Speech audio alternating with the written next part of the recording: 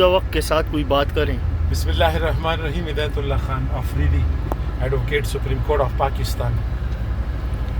بزرگ کہتے ہیں کہ ایک جنگل میں ایک بیتل بکری تھی، بڑی والی جو دودھ دینے والی ہے۔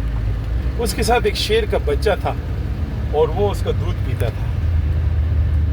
وہ بکری کہتی تھی کہ اس شیر کے جو والدین ہیں شکاریوں نے ان کو قتل کر دیا تھا، تو میں اس کی ماں بنی ہوئی ہوں اور ان کو میں پالتی ہوں، شیر کے بچے۔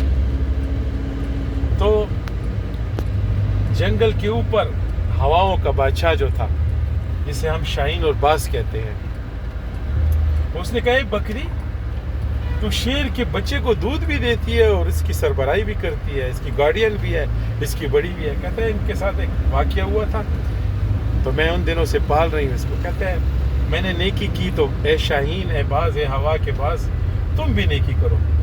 تو یہ باز شاہین گھومتا رہتا ہے ہوا میں، تو دیکھتا ہے کہ کیچڑ میں ایک چوہے کا بچہ دھنسا ہوا ہے، اس کو نکالتا ہے اور اسے کہتا ہے کہ اے چوہے کے بچے، آج کے بعد میں جو ہوا میں شکار کروں گا آپ میرے ساتھ کھاؤ گے۔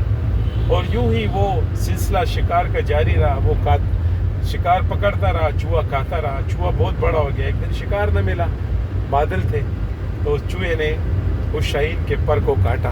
شاہین نیچے گرا، چوہا بھاگ گیا، بل میں گھس گیا۔ تو یوں ہی دن گزرتے رہے، یہ زمین پہ چیزیں کھاتا رہا، گندی سڑی ہوئی۔ تو ایک دن بکری آ رہی تھی تو 10-15 شیر ان کے پیچھے، تو سب جنگل میں ایک شور ہو گیا کہ ہٹو ہٹو، شیروں کی ماں آ رہی ہے۔